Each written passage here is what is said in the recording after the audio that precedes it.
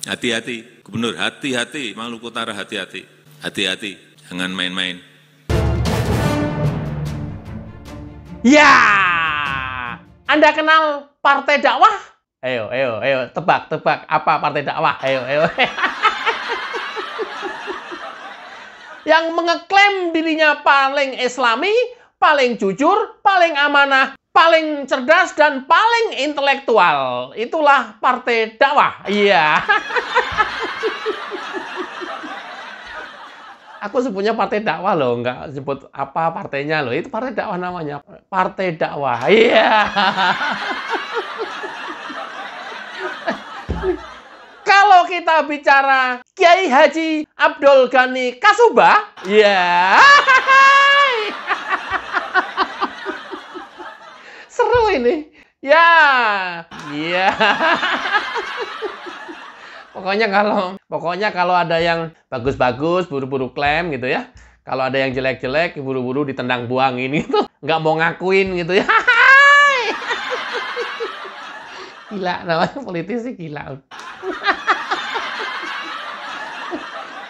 Ya, Kiai Haji Abdul Ghani Kasubah LC, lulusan Universitas Islam Madinah, kala itu menjadi kader PKS. Kemudian dia jadi anggota DPR RI dari PKS periode 2004-2009. Setelah itu masih ada di PKS menjadi Gubernur Maluku Utara periode 2014-2019. Setelah nyalon untuk yang kedua kalinya, Abdul Ghani Kasubah berangkat dari PDIP karena kala itu PKS mengusung calon lain. Kalau nggak salah adiknya Abdul Ghani Kasubah nih kalau nggak salah. Jadi kakak sama adik saingan. Akhirnya Kiai Haji Abdul Ghani Kasubah LC untuk periode berikutnya diusung dari PDIP. Inilah ketika terjadi kasus korupsi dan gratifikasi. Udah bukan PKS itu sekarang katanya. Oh iya benar. PDIP loh itu aslinya kader PKS itu. Ini gua karena kemarin di komentar saya ada yang kayak gitu. Bro, itu bukan kader PKS lagi, bro, dia bilang. Iya, tahu. Udah belakangan sekarang PDIP periode yang kedua. Iya.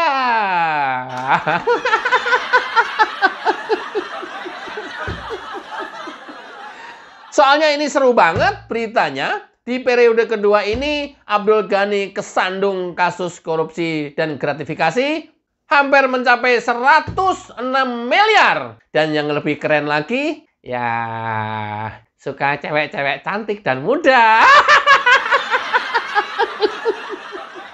Kadang sehari habis 3 orang cewek.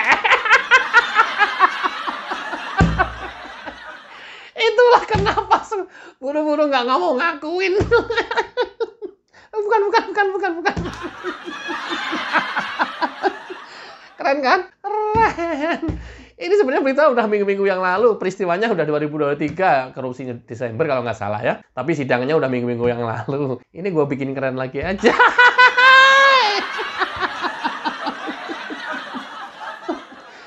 Berasal dari Partai Dakwah, kadernya kader Partai Dakwah, terus kebelakangan keluar dari PKS, diusung PDIP, kemudian malah petaka terjadi.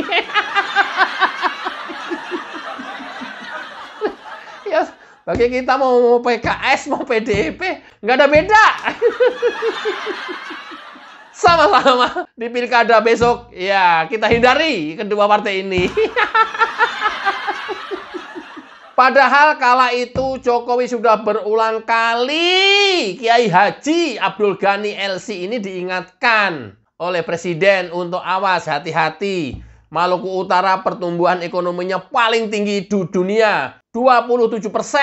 Ekonomi dunia pertumbuhannya 6%, 8%. Ini 27% tertinggi karena di sana banyak pabrik baru masuk dan smelter gede-gedean. Udah diingatin berkali-kali ini oleh Jokowi nih, awas, hati-hati. Awas, hati-hati. Awas, hati-hati. Nggak dengerin juga atau memang udah kejadian kali. Coba kita simak ya pesan Jokowi. Ada Gubernur Maluku Utara, hati-hati. Gubernur, hati-hati, Maluku Utara hati-hati. Hati-hati, jangan main-main. Ini disangkanya bercanda. Hati-hati, jangan main-main. Hati-hati, jangan main-main. Sama ketika Presiden Jokowi mengingatkan para menterinya, awas ya, kementerian itu anggarannya APBN-nya besar sekali. Hati-hati, hati-hati, saya peringatkan, hati-hati. Berulang kali Jokowi memperingatkan itu. Hati-hati. Semua kementerian besar sekali anggarannya. Itu uang rakyat dan harus dibelanjakan untuk rakyat. Hati-hati. Nanti kalau nekat dan melakukan korupsi, saya sendiri yang akan gigit kalian. Udah diperingatkan begitu. Menkominfo korupsi triliunan BTS. Dari Nasdem. Menteri Pertanian korupsi juga. Dari Nasdem juga. Udah berkali-kali diperingatkan. Dan menteri-menteri yang lain. Udah berkali-kali diperingatkan. Kayak begini Jokowi udah memperingatkan. Udah bilang mau digigit sendiri. Kemudian kejadian. Ya gimana? Jokowi nggak bisa ngawasin 24 jam toh? Jokowi juga yang disalahin kalau menteri-menterinya banyak korupsi. Kan susah juga. Makanya harus didor. Undang-undang perampasan aset nanti disusul lagi undang-undang hukuman dor bagi koruptor. Nggak ada cara lain. Benar saja setelah Jokowi ngomong hati-hati, hati-hati, hati-hati. Akhirnya Kiai Haji Abdul Ghani Kasubah LC dicokok KPK. Simak videonya. Diputuskan untuk naik ke tahap penyelidikan serta dengan kecukupan alat bukti dan selanjutnya dilakukan penyidikan. Dan pada hari ini KPK mengumumkan tersangka dan menetapkan untuk dilakukan penahanan. Kan? Yo, sekelas Jokowi loh, bilang hati-hati, nggak juga mau denger juga. Kalau udah ngomong begitu berarti ada sesuatu. Udah pasti itu. Nggak mungkin nggak ada sesuatu. Tapi kan Jokowi kan ya udah mengalir aja coba. Kalau kalian juga nggak hati-hati juga, masih ceroboh juga, masih nerima suap juga, masih menerima gratifikasi juga, udah gitu uangnya dibelanjakan untuk main perempuan juga.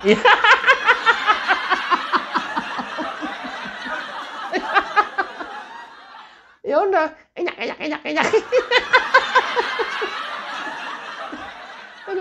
Aduh, pakai kode Ayu dan kode cantik. Tolong cariin Ayu dan cantik ya. Oke, siap Om Haji.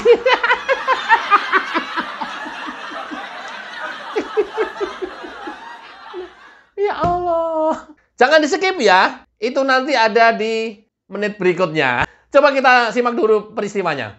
Kasus korupsi yang menjerat mantan Gubernur Maluku Utara Abdul Ghani Kasubah telah masuk ke meja persidangan. Sejumlah fakta mengenai kebiasaan Abdul Ghani yang sering ngamar bareng wanita muncul di sidang. Abdul Ghani menjalani sidang kasus gratifikasi dan suap. Dia ditetapkan sebagai tersangka oleh KPK usai terjaring operasi tangkap tangan atau OTT pada akhir tahun 2023. Dia didakwa menerima gratifikasi dari sejumlah pihak yang berkaitan dengan jual beli jabatan dan proyek di Pemprov Maluku Utara. Abdul Ghani menerima gratifikasi dengan total 109,7 miliar. Jaksa penuntut umum menghadirkan Elia Gabrina Bahmid sebagai saksi sidang kasus dugaan suap Abdul Ghani Kasubah. Elia menjadi saksi untuk terdakwa mantan ajudan Abdul Ghani Ramadan Ibrahim. Elia yang juga anggota DPRD Kabupaten Halmahera Selatan mengaku mengantar dan menemani wanita yang jumlahnya sudah puluhan orang untuk bertemu dengan Abdul Ghani Kasubah di hotel. Dia mengaku meninggalkan perempuan yang diantarnya bersama Abdul Ghani di dalam kamar berdua. Elia mengatakan Abdul Ghani sering memintanya memberikan uang kepada wanita tersebut menggunakan uang pribadinya. Dia menyebut uang itu diganti oleh Abdul Ghani. Elia mengaku mengantar wanita yang jumlahnya sudah puluhan orang untuk bertemu dengan Abdul Ghani Kasubah di hotel. Dia juga mengungkapkan ada kode khusus sebelum mengantarkan wanita ke Abdul Ghani. Elia mengaku menghubungi ajudan ataupun Abdul Ghani langsung dengan memakai kode Ayu atau cinta lebih dulu.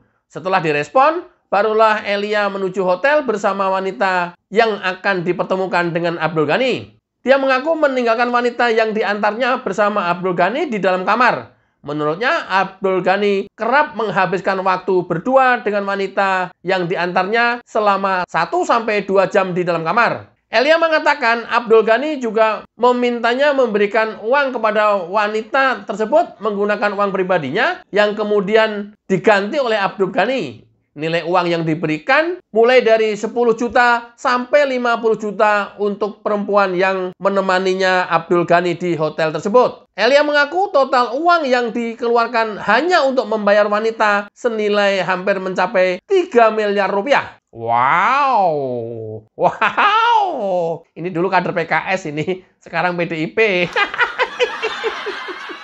Dia mengatakan membawa perempuan ke Abdul Ghani ditujukan untuk memuluskan pencairan proyek yang telah dikerjakannya. Namun dia mengaku tak lagi memiliki nomor handphone para perempuan itu karena HP-nya hilang saat umroh pada Januari 2024. Elia juga mengaku hanya sekali bertemu dengan terdakwa Ramadan Ibrahim yang merupakan mantan ajudan Abdul Ghani setelah membawa perempuan ke Abdul Ghani. Abdul Ghani Kasubah didakwa menerima gratifikasi dan sejumlah pihak yang berkaitan dengan jual beli jabatan dan proyek Pemprov Maluku Utara. Abdul Ghani menerima gratifikasi dengan total 109,7 miliar. Jaksa mengatakan gratifikasi yang senilai 99,8 miliar dan 30.000 US dollar itu berasal dari transferan dari sejumlah organisasi perangkat daerah atau OPD, pegawai negeri sipil PNS di lingkungan Pemprov Maluku Utara terkait dengan proses seleksi jabatan pimpinan tinggi Pratama. Ya, Kiai Haji Abdul Ghani Kasubah. Ya, pendidikan mulai dari madrasah sampai universitas, semua Islamiyah. Sekarang usianya sudah 73 tahun. Ya, udah pakai tongkat kalau jalan.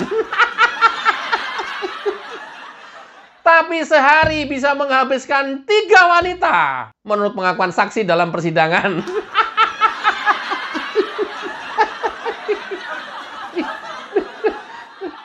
Dan satu perempuan dibayar 10 juta sampai 50 juta. Wow. Gampang sekali nyari uangnya. Uang setan dimakan iblis ini namanya. Ya Allah, ini kader PKS dari awal sampai terakhir 2019. Artinya kader PKS dari tahun 2004 sampai 2019. Nah, setelah itu dia nggak mau mengakui karena memang sudah keluar dari PKS, masuk PDIP. Kalau gini kita bisa katakan, mana ya partai yang korup nih ya? Gitu juga kan? Nah, periode 2019 sampai 2024, nah, terjadilah peristiwa ini pada saat menjabat Gubernur Maluku Utara dari Partai Demokrasi Indonesia Perjuangan yang nanti juga akan ikut pilkada serentak seluruh Indonesia. Jadi sudah tahu ya caranya gimana ya supaya nggak terjadi korupsi lagi. Ya, betul. Kita tidak memilih dari calon kepala daerah yang diusung PDIP sekalian dan PKS.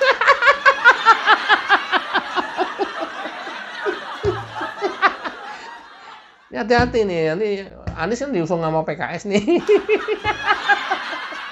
Hati-hati banget. Ini gue Jokowi nih, inget ini. Hati-hati banget, hati-hati. Hati-hati. Gue bilang hati-hati. Jangan milih calon kepala daerah dari PDIP. Hati-hati, hati-hati. Gue dapat inspirasi jadinya. Oke ya, mudah-mudahan korupsi terus merajalela biar sekalian hancur negara kita. Enggak juga gitu kali, begini habis nggak ada cara lain. Harusnya didor. Undang-undangnya didor, undang-undang perampasan aset disahkan. Kayaknya habis deh korupsi di Indonesia ini. Kayak kita berharap setelah Jokowi, Presiden Prabowo bisa lebih tegas dan keras lagi terhadap pelaku-pelaku koruptor. Mudah-mudahan. Ya, biasanya kita nyangka dulu Pak Jokowi nggak tegas kan, faktanya kan jauh lebih tegas dibanding Pak SBY. Jauh banget. Jangan dilihat cungkringnya, jangan lihat kelemar-kelemarnya, jangan dilihat nggak banyak ngomongnya. Jangan dibilang nggak bisa teriak, tapi tegasannya kan luar biasa. Saya khawatir Pak Prabowo ini dari militer udah oke, ketegasannya udah oke, ngomongnya udah gaya-gaya militer, udah tinggal dor aja udah. Dalam artian memang harus benar-benar harus tegas, harus otoriter. Nggak bisa, kita Indonesia nggak bisa nggak otoriter, harus otoriter. Sistemnya yang ini udah bagus, tinggal memperbaiki yang rusak-rusak, dan itu orangnya kebanyakan, dan sedikit dalam menerapkan hukum, harus otoriter. Kalau kita mau baik, harus otoriter. Mudah-mudahan bermanfaat. Wassalamualaikum warahmatullahi wabarakatuh. Cayo.